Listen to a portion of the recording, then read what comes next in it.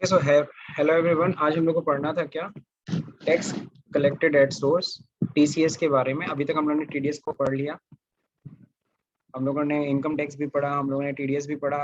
अब हम लोग को बेसिकली टीसीएस पढ़ना है। सब लोग को बता दो टीसीएस, कई लोग ये समझते हैं टीसीएस है क्या, तो चलिए आज इसको क्लियर कर लेते हैं। टीसीएस का फुल फॉर्म है टैक्स कलेक्टेड एट सोर्स। तो what is tax collected at source, कहाँ लगता है, कैसे पेमेंट्स कैसे करते हैं, इसका एग्जेम्पशन क्या है, रेट्स क्या है, ये सब हम लोग को आज डिस्कस करना है। Indian income tax act has provision for tax collected at source. तो इनकम टैक्स में अगर हम डायरेक्ट टैक्स की बात करें तो डायरेक्ट टैक्स में जैसे कि हम लोग पढ़ते हैं तीन चीजें आती हैं, income tax, TDS and TCS. यानी कि TCS is a part of direct tax, TCS भी क्या है, डायरेक्ट टैक्स का ही पार्ट है। इसीलिए यहाँ पे देख रखा है Indian income tax has a provision of TCS. In these provisions, certain persons are required to collect a specified percentage of tax from their buyers on the exceptional transactions. तो देखिए यहाँ पे कुछ लोगों को, है ना, कुछ लोग को बताया गया कि भी आपको टैक्स कलेक्ट करना पड़ेगा एक सर्टेन परसेंट से। किससे कलेक्ट करना होगा, जो भी आपसे ये सारी चीजें यानी कि कुछ गुड्स खरीदेगा। तो वो एक्सेप्शनल ट्रांजेक्शन है जिनके ऊपर टीसीएस लगाया गया है। मैं अगर उन स्पेसिफाइड गुड्स का सेलर हूँ, मैं सप्लायर हूँ, तो मेरी रिस्पॉन्सिबिलिटी है कि मैं बायर से ये टैक्स कलेक्ट करूँ और गवर्नमेंट तक पहुँचाऊँ। ठीक है। Most of these transactions are trading and business in nature. तो ज़्यादातर आप ट्रांजेक्शन देखोगे किस नेचर की होती हैं, ट्रेडिंग नेचर की होती है, बिजनेस नेचर की होती हैं। Okay, it does not affect the common man. तो नॉर्मली कॉमन मैन पे इसका सीधा इफेक्ट हमें देखने को नहीं मिलता है। तो चलिए इसमें देखते हैं। सबसे पहले तो टैक्स कलेक्टेड एट सोर्स है क्या, what is tax collected at source, TCS है क्या। तो tax collected at source, TCS is the tax payable by a seller which he collect from the buyer at the time of sale. TCS क्या है, एक तरह का tax है जो सेलर को देना पड़ता है, किससे कलेक्ट करके, बायर से कलेक्ट करके। Section 206C of income tax act governs the goods on which seller has to collect from the purchasers. तो एग्जैक्टली 206C में, सेक्शन इनकम टैक्स में 206C सेक्शन है जिसमें बेसिकली बताया गया है कि कौन कौन से गुड्स के ऊपर हमें टैक्स कलेक्ट करना है, टीसीएस कलेक्ट करना है फ्रॉम द परचेजर, यानी कि बायर से कलेक्ट करना है। तो सारे गुड्स को कवर किया गया, कौन कौन से गुड्स हैं चलिए देखें, वो भी हम लोग देखने वाले हैं। तो goods covered under the TCS provisions and rates applicable to them. किन किन गुड्स के ऊपर टीसीएस लगता है और कितने परसेंटेज, किस रेट से टीसीएस लगेगा, ये भी हम लोग को देखना है। देखिए यहाँ पे दे रखा है, when the below mention goods are utilized, when the below mention goods are utilized for the purpose of manufacturing.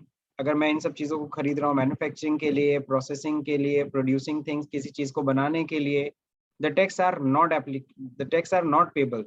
तो ऐसे में टैक्स पेबल नहीं होगा। एकदम फिर से इस चीज को जरा समझिएगा। अगर जो नीचे दी गई गुड्स हैं, अगर इनको मैं यूटिलाइज कर रहा हूँ किस पर्पज से, मैन्युफैक्चरिंग पर्पज से, या कोई प्रोसेसिंग मैं कर रहा हूँ उसके लिए मैं नहीं खरीद रहा हूँ, यूज कर रहा हूँ, प्रोड्यूस थिंग्स, किसी चीज को प्रोड्यूस करने के लिए, the taxes are not payable. तो ऐसे में टैक्सेस नहीं देने पड़ेंगे। If the same goods are utilize for trading purpose, लेकिन अगर इन्हीं चीजों को मैं खरीदता हूँ बेचने के लिए ट्रेडिंग पर्पज से, then tax is payable, then हमें टैक्स देना पड़ेगा। मैं अगर इन सब चीजों को खरीद रहा हूँ किस पर्पज से, सेल पर्पज से। The tax payable is collected by the seller at the point of sale, है ना। जो टैक्स है वो कलेक्ट किया जाएगा कब, जब हम लोग सेल करेंगे, पॉइंट ऑफ सेल के टाइम पे। The rate of TCS is different for goods specified under different categories. तो चलिए देखते हैं कौन कौन से गुड्स हैं, टाइप ऑफ गुड्स हैं, उनका टैक्स का रेट यहाँ पे दिया हुआ है। दोनों को ही हम लोग कवर करने वाले हैं। सबसे पहले बात करेंगे liquor for alcoholic nature made for consumption by the human. तो alcoholic liquor for human consumption आप समझ गए होंगे, है ना। तो इनके ऊपर कितना परसेंट टीसीएस लगता है, 1% टीसीएस है। ठीक है, alcoholic liquor for human consumption. अगर मैं कोई मेडिसिन बनाने के लिए या कोई सी चीज की मैन्युफैक्चरिंग के लिए अगर ये अल्कोहलिक लिक्कर खरीदता होता तो मुझे ये टैक्स, ये टीसीएस नहीं देना। लेकिन अगर मैं इनको खरीद रहा हूँ फिर बेचने के पर्पज से, जैसे कि लिक्कर सबको पता है वाइन शॉप पे ये सब बिकती है, तो वहां पे टीसीएस जाहिर सी बात है वो जब खरीदते होंगे उन्हें टीसीएस 1% देना पड़ता है। Timber would under a forest leased, okay, तो जो टिम्बर वुड होते हैं अंडर फॉरेस्ट लीज, उस केस में भी क्या होता है, उस केस में भी आपका 2.5% यानी 2.5% आपको टीसीएस देना पड़ेगा। ठीक है, जैसे फॉरेस्ट लीज सब लोग समझते हो, वहां से जो टिम्बर यानी लकड़ियां जो निकलती हैं, वुड लकड़ियां, टिम्बर, है ना, वो अगर मैं परचेज कर रहा हूँ तो मुझे 2.5% 2.5% मुझे टैक्स देना पड़ रहा है। ठीक है, तो मुझे 2.5% टैक्सेस वहां देने पड़ते हैं, ये चीज ध्यान रहे। नेक्स्ट अगर हम लोग बात करते हैं किसकी, टेंडू लीव की, बीड़ी का पत्ता, अगर मैं टेंडू लीव खरीद रहा हूँ, है ना, तो वहां पे कितना परसेंट देना पड़ता है, 5%। लेकिन अगर मैं कुछ प्रोडक्शन पर्पज से खरीद रहा हूँ ना, मैन्युफैक्चरिंग पर्पज से, तब मुझे नहीं देना है। लेकिन अगर मैं किस पर्पज से खरीद रहा हूँ, ट्रेडिंग पर्पज से, देन मेरे को 5% टीसीएस देने पड़ेंगे। इसी तरह से timber wood by any other mode than forest lease है तो 2.5%। तो ध्यान रहे, टिम्बर के ऊपर घूम फिर के 2.5% टीसीएस लगता है, टेंडू लीव्स के ऊपर 5%। टिम्बर वुड चाहे अदर देन फॉरेस्ट लीज हो, a forest product other than tendu leaves and timber, तो उस केस में 2.5% है। स्क्रैप समझते हो सब लोग, ओके, जो बंगार वाले होते हैं, तो उस केस में स्क्रैप के ऊपर कितना लगता है, 1%। जैसे आप सभी को पता है रेलवे भी अपना स्क्रैप बेचती है, तो जो भी खरीदता होगा, अगर वो ट्रेडिंग पर्पज से वो खरीद के फिर से बेचेगा, 1% उससे टैक्स कलेक्ट करेगी, टीसीएस कलेक्ट करना पड़ता है। तो सेलर की responsibility, I am the seller, मैं स्क्रैप बेच रहा हूँ, तो मेरी रिस्पॉन्सिबिलिटी है कि मैं बायर से 1% टीसीएस क्या करूँ, कलेक्ट करूँ। ओके, नेक्स्ट होता है क्या, मिनरल्स लाइक लिग्नाइट हो गया, कोल हो गया, आयरन ओरे हो गया, आयरन ओरे जिससे लोहे की चीजें बनती हैं, है ना, स्टील स्टील, तो दैट इज 1%। फिर Boolean that exceeds over 2 lakh rupees, Boolean मतलब वही सोना चांदी, ठीक है ना, jewellery that exceeds rupees 5 lakh, अगर सोने की बात कर रहे हो, गोल्ड की बात, बुलियन की बात कर रहे हो 2 लाख रुपीज, अगर ज्वेलरी की बात कर रहे हो तो 5 लाख रुपीज से अधिक होती है, तो वहां पे 1% टीसीएस भी कलेक्ट करना पड़ता है। Next, purchase of motor vehicle exceeding rupees 10 lakh, तो अगर मोटर व्हीकल को अगर तुम परचेज कर रहे हो 10 लाख से ऊपर की, तो 1% टीसीएस वहां भी लगता है। Now parking lot, toll plaza, mining, quarrying, उस केस में कितना परसेंट है, 2% है। Good morning sir. Good morning Dilshad. ज्यादा पढ़ा दिए क्या? नहीं कोई दिक्कत नहीं, रिकॉर्डिंग चल रही है, मैं रिकॉर्डिंग भी अभी भेज दूंगा, अभी यूट्यूब पे डाल दूंगा, ठीक है ना, टीसीएस का। तो good morning sir. Good morning Shyam. तो ध्यान रहे, पार्किंग लॉट होते हैं ना, जैसे पार्किंग लॉट या टोल प्लाजा जो दिए जाते हैं, और ध्यान रहे, मैं फिर से एक बार बोल दे रहा हूँ, अगर ये सारे जो मैंने गुड्स पढ़े हैं, अगर ये हम खरीद रहे हैं मैन्युफैक्चरिंग पर्पज से, जैसे मान लो मैं जलान सरिया वाला हूँ, मैं स्टील बनाता हूँ, छड़े बनाता हूँ, मैं स्क्रैप खरीदता हूँ रेलवे का, जैसे कि रियल में जालान जो है सरिया, वो लोग रेलवे से स्क्रैप खरीदते हैं और उससे क्या करते हैं, छड़ बनाते हैं और फिर उसे बेचते हैं। तो अगर ये लोग अगर स्क्रैप खरीद रहे हैं ना, तो जाहिर सी बात है उनको टीसीएस नहीं देना, क्योंकि वो मैन्युफैक्चरिंग पर्पज से यूज कर रहे हैं। लेकिन अगर मैं हूँ, मैं उसी रेलवे के बोगी जो भी है, रेलवे से मैं स्क्रैप लेता हूँ, ओके, बेकार पड़ी हुई उनकी बोगियां होती हैं या उनके जो पहिए वही होते हैं, उन सबको मैं खरीदता हूँ, फिर उसे बेच देता हूँ, मैं ट्रेडिंग पर्पज से मान लो मैं खरीद रहा हूँ, तब मेरे को 1% टीसीएस देना पड़ेगा। लेकिन सर अगर मैन्युफैक्चरिंग टीसीएस पर्पज से क्या खरीद होता रहा है? हूँ तो मुझे नहीं देना, ठीक है, तो that is TCS, tax collected at source. Sir होता क्या है टीटीएस? अभी आपको मैं अगेन मैं बोल रहा हूँ, ऑलरेडी वीडियो रिकॉर्डिंग चल रही है, तो अभी चलने दो, अभी मैं भेजूंगा। वैसे टीसीएस मैं फिर से बोल दे रहा हूँ, टैक्स कलेक्टेड एट सोर्स, इसका फुल फॉर्म है, ये सेलर की रिस्पॉन्सिबिलिटी होती है, जब भी कोई सामान स्पेसिफाइड गुड्स, जो आपने गुड्स ऊपर भी लिस्ट पूरी देखी, सिर्फ इन्हीं तरह की गुड्स के ऊपर टीसीएस लगता है, टैक्स कलेक्टेड एट सोर्स लगता है। तो अगर मैं इन सब चीजों को बेच रहा हूँ और जो सामने वाला खरीदार है, बस वो मैन्युफैक्चरर नहीं, वो कोई चीज बना ना रहा हो इससे, तो तब तो मैं उससे टीसीएस नहीं कलेक्ट करूंगा। लेकिन वो अगर ट्रेडिंग पर्पज से खरीद रहा होगा, देन उससे मैं टीसीएस इस रेट से मेरे को कलेक्ट करने पड़ेंगे। और इनकम टैक्स में सेक्शन 206C में टीसीएस का प्रोविजन डाला गया है, ठीक है, और ये एक तरह का क्या होता है, डायरेक्ट टैक्स होता है। अब हम बात करेंगे classification of sellers and buyers for TCS. Sellers और बायर को कैसे क्लासिफाई किया गया है, वैसे तो सही बताएं तो टीसीएस में इतना अगर आपने पढ़ लिया दैट इज एनफ, बट चलिए और भी डिटेल देखते हैं हम लोग। There are some specific people or organization who have been classified as seller for tax collected at source। तो कुछ स्पेसिफाइड लोगों को या ऑर्गेनाइजेशन को क्लासिफाई किया गया है जिनको क्या करना होगा अगर वो ये सारा सामान बेच रहे, जिनको टैक्स टीसीएस कलेक्ट करना होगा। नो अदर सेलर, देखिए यहाँ पे साफ साफ दे रखा है, no other seller of goods can collect tax at source. कोई और सेलर टीसीएस कलेक्ट नहीं कर सकता है बायर से। तो चलिए देखते हैं कौन कौन सेलर है। जैसे कि फॉर एग्जांपल सेंट्रल गवर्नमेंट जब ये सब चीजें बेचती है तो वो जाहिर सी बात है वो क्या करती है, वो टीसीएस कलेक्ट करती है। स्टेट गवर्नमेंट बेचती है तो बिल्कुल टीसीएस कलेक्ट करेगी। लोकल अथॉरिटी भी अगर इस तरह की चीजें सेल कर रही है, कौन सी तरह की चीजें, जो ऊपर अभी हम लोगों ने पढ़ा गुड्स के बारे में, है ना, ये सब चीजें अगर बेच रही है, कौन बेच रहा है, कौन सेलर है? सेलर सेंट्रल गवर्नमेंट और स्टेट गवर्नमेंट है, लोकल अथॉरिटी हो, स्टैट्यूटरी कॉर्पोरेशन और अथॉरिटी हो, company registered under the company act, कोई भी आप कंपनी हो, लिमिटेड कंपनी जो कंपनी एक्ट के तहत रजिस्टर्ड हो, पार्टनरशिप फर्म हो या कोऑपरेटिव सोसाइटी हो, any person or HUF who is subjected to an audit. जिस आप अगर कोई अगर HUF हो तो आपका अकाउंट्स एटलीस्ट ऑडिट होता हो under the income tax act, याद होगा 44AB के तहत आपका अकाउंट्स ऑडिट होता हो। तो यहाँ देखो एनी पर्सन बोला गया है और HUF, ठीक है ना, जिसका अकाउंट्स क्या और ऑडिट हो रहा हो। तो अगर आप इस तरह के सेलर हो, इस किसी भी कैटेगरी में आते हो और आप अगर इस तरह का प्रोडक्ट सप्लाई कर रहे हो तो आपको टीसीएस कलेक्ट करना पड़ेगा, आपकी रिस्पॉन्सिबिलिटी है। अब बायर के लिए पॉइंट ऑफ समझते हैं कि किस बायर से हमें कलेक्ट करना है। A buyer is a person who obtain good, जो गुड्स खरीद रहा है, of specified nature in any sale और right to receive any such goods by way of auction. जो हमारे जो भी ये सब गुड्स खरीद रहा है किस तरीके से खरीद रहा है, मे भी ऑक्शन में खरीद रहा हो, ऑक्शन समझते हो सब लोग, नीलामी में खरीद रहा हो। जैसे स्क्रैप क्या करते हैं कंपनियां, क्या करती है, जैसे रेलवे अपना स्क्रैप क्या करता है, ऑक्शन करता है, जो अच्छी बोली लगा लेता है उसको दे देता है, या टेंडर के थ्रू सप्लाई कर रहे हो या एनी अदर मोड से सप्लाई कर रहे हो। However, the below buyer are exempted from collection of tax at source। लेकिन हाँ, जो नीचे दिए गए बायर हैं अगर ये लोग वो चीज खरीदेंगे तो इनको टीसीएस देना नहीं पड़ेगा, इनसे हम टीसीएस वसूल नहीं सकते। अगर सपोज हमसे वो गुड्स कौन खरीद रहा है, कोई पब्लिक सेक्टर कंपनी है या फिर सेंट्रल गवर्नमेंट खरीद रही है हमसे या फिर स्टेट गवर्नमेंट खरीद रही है या एम्बेसी ऑफ हाई कमीशन खरीद रहा है, एम्बेसी समझते हो। Next, consulate or other trade representations of a foreign nation club such as sports club, social club, इस तरह के लोग अगर खरीद रहे हैं तो ऐसे में इनसे हम टीसीएस वसूल नहीं सकते हैं।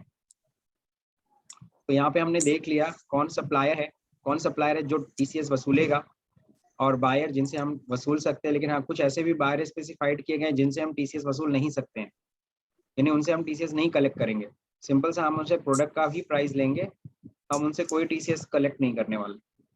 अब जो देखिए टीसीएस का पेमेंट और टीसीएस का रिटर्न, मान लीजिए मैं टीसीएस कलेक्ट कर रहा हूँ बायर से, मैं सप्लायर हूँ, मैंने टीसीएस कलेक्ट किया, अब मेरे को टीसीएस जो कलेक्ट किया हूँ मेरे को टीसीएस गवर्नमेंट को जमा करना है, ओके, और फिर उसका रिटर्न भी फाइल करना है। रिटर्न मतलब उसका ब्यौरा देना है गवर्नमेंट को। तो यहाँ देखिए दे रखा है, all sums collected by an office of the government should be deposited on the same day of collection। ये देखो बड़ा ही इंटरेस्टिंग चीज है, जिस दिन कलेक्शन की उसी दिन आपको जमा कर देना है। क्या बात है, ठीक है ना। तो यहाँ देखो साफ साफ लिखा है, all some is collected bye an office of the government. Government का कोई भी ऑफिस होता है जब इस तरह का कोई भी टीसीएस कलेक्ट करता है उसे उसी दिन गवर्नमेंट ऑफिस को क्या करना होता है, जमा कर देना होता है टीसीएस इनकम टैक्स डिपार्टमेंट को सेम डे में। The seller deposit the TCS amount in challan 281। तो याद होगा आप लोगों ने 281 से हम लोग ITNS 281 चालान से हम लोग TDS भी जमा करते हैं और ITNS 281 चालान से ही हम लोग TCS भी जमा करने वाले हैं। और सेम टाइमिंग है, TDS भी कब जमा होता था, अगले महीने की 7 तारीख तक।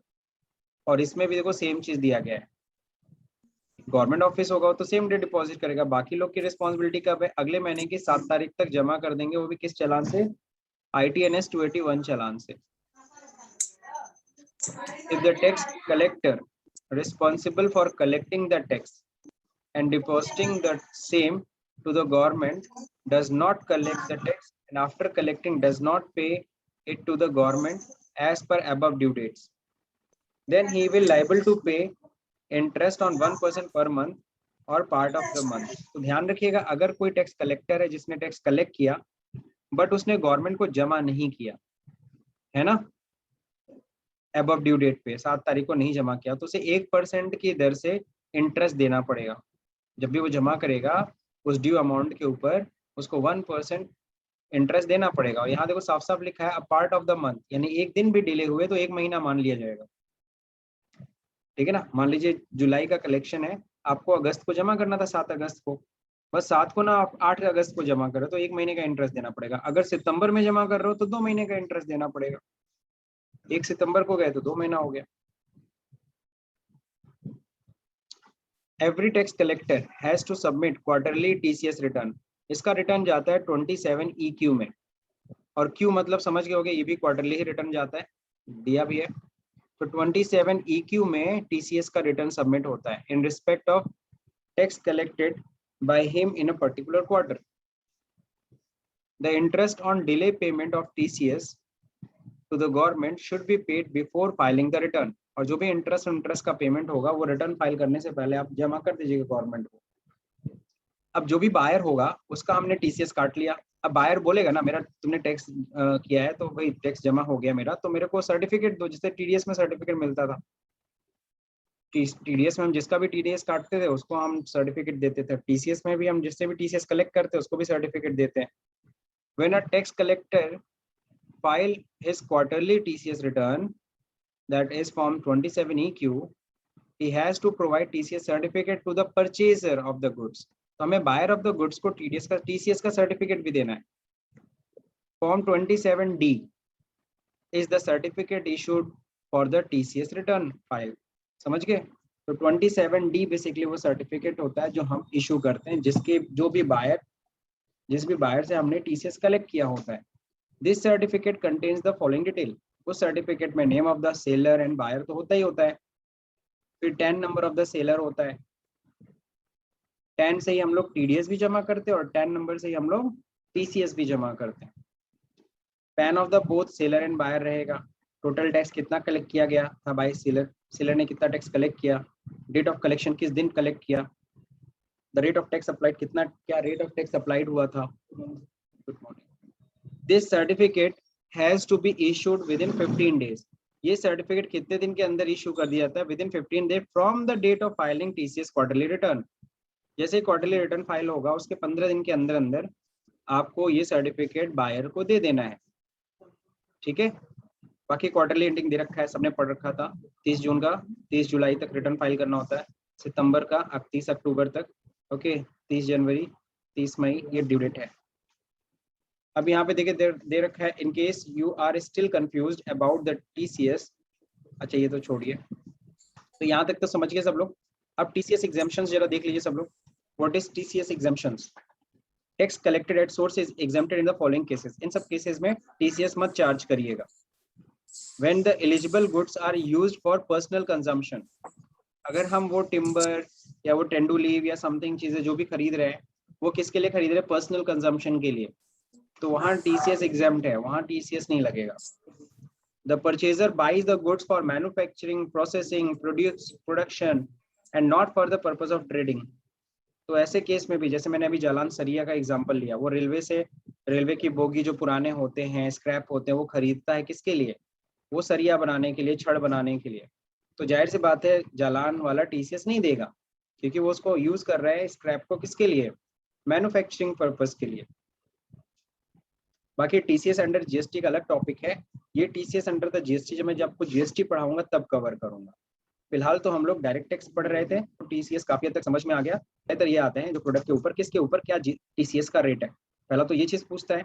दूसरा नंबर रिटर्न्स, कौन से चालान से टीसीएस जमा करते हैं, कौन सा लास्ट डेट होता है, सर्टिफिकेट किस फॉर्म में जाता है 27 EQ, ये सब आपको पता होना चाहिए। ठीक है, और हाँ सर्टिफिकेट जो हम देते हैं वो किस फॉर्म में देते हैं? 27D। तो 27 EQ रिटर्न है, 27D सर्टिफिकेट है। बस यही मोटी मोटी चीजें आपको ध्यान में रखना है। अगर आपको टीसीएस ये टॉपिक समझ में आया तो इस वीडियो को लाइक करिएगा, शेयर करिएगा, सब्सक्राइब का बटन दबाना भूल जाइए। Thank you for watching this video.